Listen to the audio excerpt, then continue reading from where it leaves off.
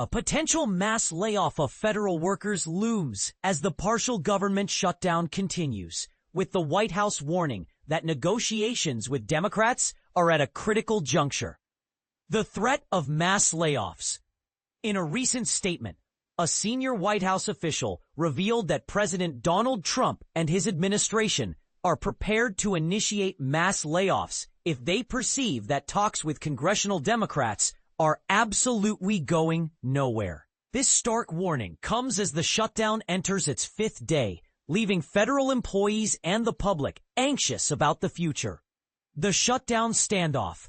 The shutdown began on October 1st, 2025, marking the start of the federal fiscal year.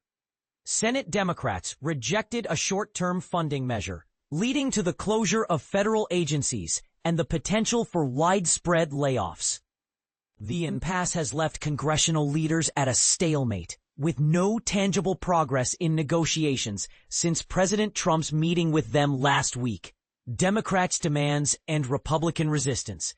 Democrats are seeking a permanent extension of premium tax credits to support Americans purchasing private health insurance through the Affordable Care Act, ACA. They also want assurances that the White House will not unilaterally cancel spending agreed upon in any deal. However, Senate Majority Leader John Thune has stated that while he is willing to address these concerns, Democrats must first agree to reopen the federal government.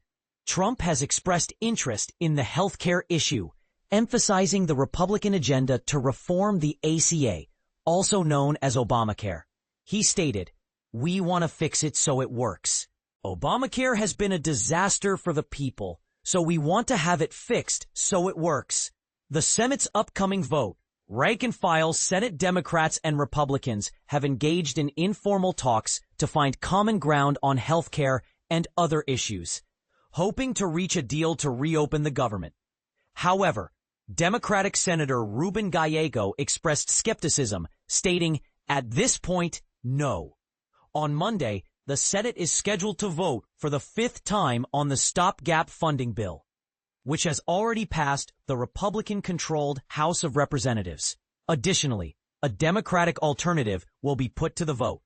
Neither measure is expected to garner the 60 votes required to advance, leaving the fate of the shutdown uncertain.